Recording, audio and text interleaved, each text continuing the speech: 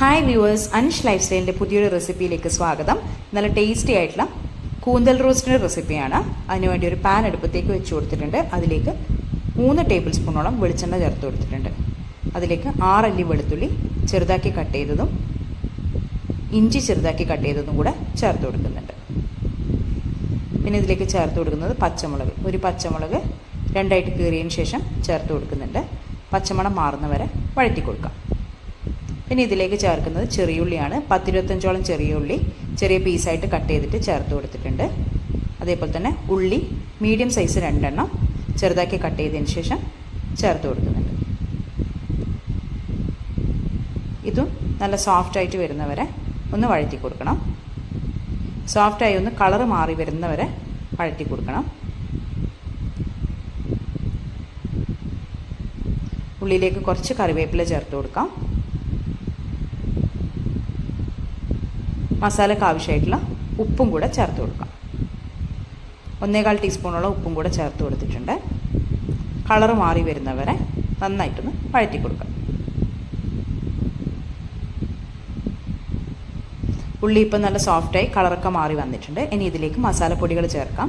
1 ടീസ്പൂണോളം അധികം എരിവില്ലാത്ത മുളക് പൊടി, 1/4 ടീസ്പൂൺ മഞ്ഞൾ പൊടി, 1 ടീസ്പൂണോളം മീറ്റ് മസാല. മീറ്റ് മസാലയ്ക്ക് പകരം മല്ലിപ്പൊടി വേണമെങ്കിലും ചേർക്കാം. പക്ഷേ മീറ്റ് മസാല ചേർക്കുമ്പോൾ പ്രത്യേക ഒരു ടേസ്റ്റാണ്. മസാലയുടെ ഓവർ കുത്തോ കാര്യങ്ങളോ ഒന്നും ഉണ്ടാവില്ല. അപ്പോൾ 1 ടീസ്പൂണോളം മീറ്റ് മസാല ചേർത്ത് കൊടുത്തിട്ടുണ്ട്.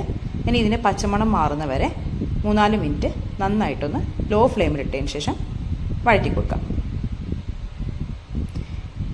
ഇപ്പോൾ മസാലയുടെ പച്ചക്കുത്തൊക്കെ മാറിയിട്ടുണ്ട്. ഇനി ഇതിലേക്ക് തക്കാളി ചേർത്ത് കൊടുക്കാം. 1.5 തക്കാളി, മീഡിയം സൈസിലുള്ള 1.5 തക്കാളിയാണ് ഇതിലേക്ക് ചേർത്ത് കൊടുത്തിട്ടുള്ളത്. തക്കാളി പഴുത്തതുണ്ടെങ്കിൽ അത് തന്നെ ചേർക്കാനായിട്ട് നോക്കാം. ഇതിപ്പം ഞാൻ ചേർത്തിട്ടുള്ളത് അധികം പഴുത്ത തക്കാളിയല്ല. തക്കാളി നന്നായിട്ട് ഉടഞ്ഞു കിട്ടണം. നന്നായിട്ടൊന്ന് മിക്സ് ചെയ്ത് കൊടുക്കാം.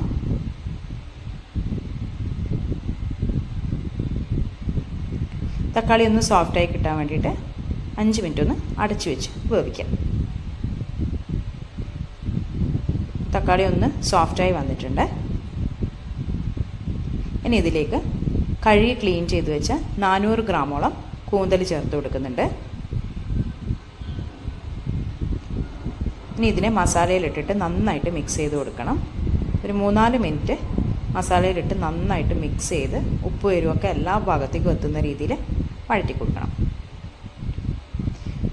കൂന്തലിലേക്ക് നമ്മൾ അഡീഷണൽ വെള്ളം ചേർക്കേണ്ട ആവശ്യമൊന്നുമില്ല. കൂന്തലിനകത്ത് തന്നെ വെള്ളം ഇറങ്ങി വരും. ഇപ്പം നന്നായിട്ട് മിക്സ് ചെയ്ത് കൊടുത്തിട്ടുണ്ട്.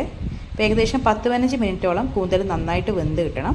അതിനുവേണ്ടി അടച്ചു വെച്ച് വേവിക്കാം. ഇടയിൽ 1-2 പ്രാവശ്യമായിട്ട് തുറന്നിട്ട് ഇളക്കി കൊടുക്കാൻ മറക്കരുത്. ഇതിലേക്ക് കുറച്ച് കറിവേപ്പിലയും കൂടെ ചേർത്ത് കൊടുത്തിട്ടുണ്ട്. ഏകദേശം 10 മിനിറ്റ് കഴിഞ്ഞപ്പം ഇതിനെ ഒന്ന് തുറന്ന് നോക്കിയിട്ട് ഇതിലേക്ക് എരിവിന് ആവശ്യമായിട്ടുള്ള കുരുമുളക് പൊടിയും ഗരം മസാലയും കൂടെ ആഡ് ചെയ്ത് കൊടുക്കുന്നുണ്ട്.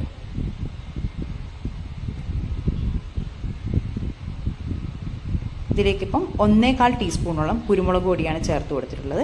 കുരുമുളക് പൊടിയൊക്കെ സ്പൈസ് ലെവലിനനുസരിച്ച് അഡ്ജസ്റ്റ് ചെയ്യാവുന്നതേ ഉള്ളൂ. പിന്നെ ഇതിലേക്ക് 1/2 ടീസ്പൂണോളം ഗരം മസാല, അത് വീട്ടിൽ ഫ്രഷായിട്ട് പൊടിച്ചെടുത്ത ഗരം മസാലയാണ് 1/2 ടീസ്പൂൺ ചേർത്ത് കൊടുത്തിട്ടുള്ളത്. ഇതെല്ലാം കൂടെ നന്നായിട്ടൊന്ന് മിക്സ് ചെയ്ത് കൊടുക്കാം. ആദ്യത്തെ 10 മിനിറ്റ് മീഡിയം ടു ലോ ഫ്ലെയിമിലിട്ടിട്ട് കുക്ക് ചെയ്തെടുക്കാം. അത് കഴിഞ്ഞിട്ട് ഒരു 5-6 മിനിറ്റ് ലോ ഫ്ലെയിമിലിട്ടിട്ടും കൂടെ കുക്ക് ചെയ്തെടുക്കണം. കുരുമുളക് പൊടിയും ഗരം മസാലയൊക്കെ എല്ലായിടത്തും എത്തുന്ന രീതിയിൽ നന്നായിട്ടൊന്ന് മിക്സ് ചെയ്ത് കൊടുക്കാം.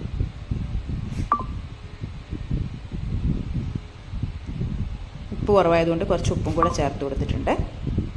നന്നായിട്ട് മിക്സ് ചെയ്ത് കൊടുക്കാം. 5-6 മിനിറ്റും കൂടെ അടച്ചു വെച്ച് നന്നായിട്ട് കുക്ക് ചെയ്തെടുക്കാം. 5-6 മിനിറ്റ് കഴിഞ്ഞ് തുറന്ന് നോക്കിയിട്ടുണ്ട്. അത്യാവശ്യം വെള്ളമൊക്കെ വറ്റിയിട്ടുണ്ട്. അപ്പോൾ കുറച്ച് നേരം കൂടി, എത്ര ഡ്രൈ ആയിട്ടാണോ വേണ്ടത് അതിനനുസരിച്ച് കുറച്ച് നേരം പാനിലിട്ടിട്ട് ഒന്ന് ഡ്രൈ ആക്കി എടുക്കണം. ഇതിലേക്ക് കുറച്ച് കറിവേപ്പില ചേർത്ത് കൊടുത്തിട്ടുണ്ട്. അതേപോലെ തന്നെ 1/2 ടീസ്പൂണോളം കുരുമുളക് പൊടിയും കൂടെ ചേർത്ത് കൊടുത്തിട്ടുണ്ട്. ഒന്നുകൂടെ ഒന്ന് മിക്സ് ആക്കി എടുക്കാം. ഇതിപ്പോൾ അത്യാവശ്യം വെള്ളമൊക്കെ വറ്റി വന്നിട്ടുണ്ട്. ഇനി നമുക്കിതിനെ പാത്രത്തിലേക്ക് മാറ്റാം. അപ്പോൾ ഇത് നല്ല ടേസ്റ്റി ആയിട്ടുള്ള റെസിപ്പിയാണ്.